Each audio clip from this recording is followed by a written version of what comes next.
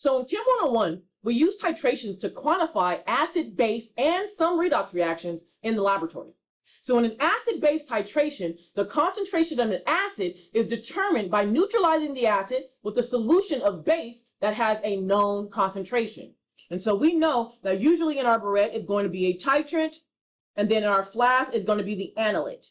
And the titrant is what we know the concentration of. And what do? We add an acid-base indicator, and based on that color change, we know that the titration is over. Also, that color change is going to signify something deeper, which is the equivalence point, or the point where the moles of titrant are stoichiometrically equivalent to the moles of the analyte, okay? And so that's kind of as far as we went. We would go and do our calculations, and then we would complete our report sheet. Now our understanding of acids and bases has increased since completing chapter 14, and of course learning about acid-base equilibrium. So we can add more layers to the titration story and visualize the equivalence point beyond just seeing the color change here and then doing theoretical base calculation. Now we can create a titration curve, which is going to be the pH versus the volume of NaOH added, or whatever base that you're adding. If this is going to be a acid-base titration curve for, of course, a base, then this will be volume of HCl added, for example. And this acid-base titration curve, as you can see, is going to look like a curve, and it shows the equivalence point, which is kind of the straight line area that we'll get into more details about as we learn about different types of these acid-base titration curves. But again, at this point, the moles of your base is going to equal to the moles of your acid, or again, the moles of your titrant is going to equal to the moles of your analyte. So let's jump right into our first type of curve for the titration of a strong acid, strong base.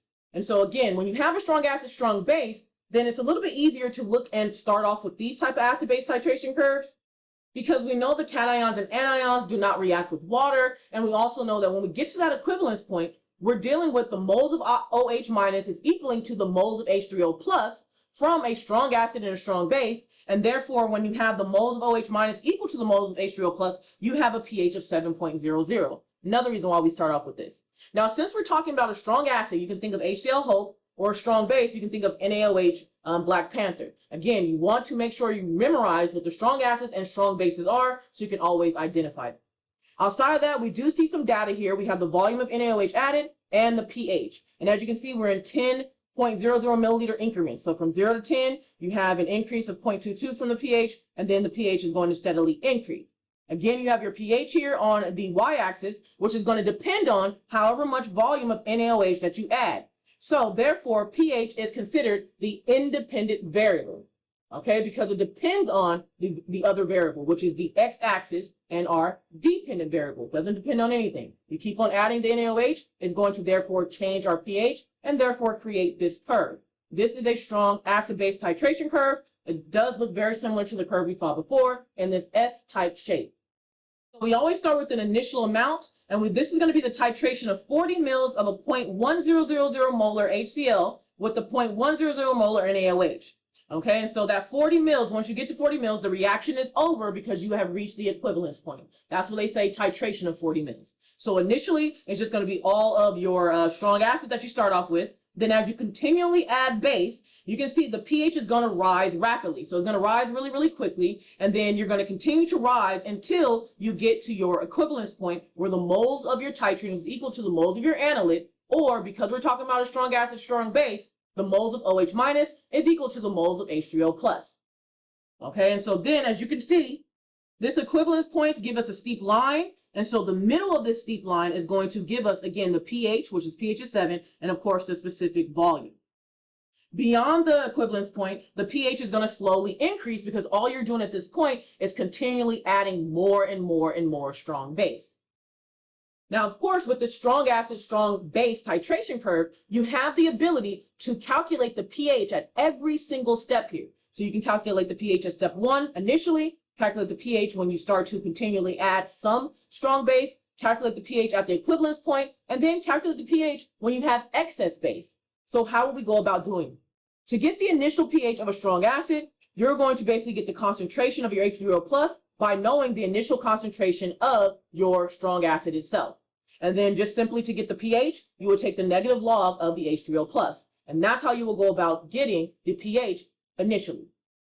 Now, to get to pH before the equivalence point, first you have to recognize that you're adding OH minus to the overall system, therefore changing the volume. So you will have to get a new initial amount, usually using the dilution equation, and then you do have to have a Rice table with those initial amounts. Remember, you're adding OH minus, so it will be used up every time you add it, right? And therefore, you're going to have your moles of H3O plus remaining straight from your Rice table. Once you have your moles of H3O plus, you'll divide it by the total volume. That'll give you the concentration of H3O plus. And then once you have the concentration of H3O plus, you can straight up just go ahead and get your pH. For number 3, or at the equivalence point here on the actual curve, you know the pH is going to be 7.00. How do I know that? Because I have a strong acid and base, therefore the cation and anion of a strong acid or base is going to be neutral.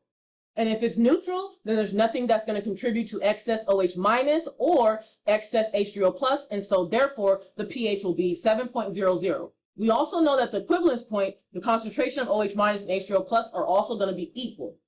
Now, after the equivalence point, as you can see here, right here where number 4 is, you're going to have an excess of strong base. It's almost as if you just continually keep on adding OH minus. So if you're adding OH minus, you know you have to get new initial amounts. New initial amounts means that you have a new Rice table. And in this Rice table this time around, you know that HCl is going to be used up. How do you know HCl is going to be used up? Well, guess what? We are past the equivalence point. So this is all going to be based on excess OH minus. The goal now is to figure out how much excess, and so once you solve for a Rice table, you can go ahead and get your OH minus concentration by taking the moles of excess divided by the total volume, because remember, we have that volume change. You will go further and get your POH, and then you'll solve for the pH using 14 minus the POH. And this is how you would effectively approach any kind of strong acid, strong base, titration-based questions if they're actually asking you for pH at these certain steps. Okay, folks?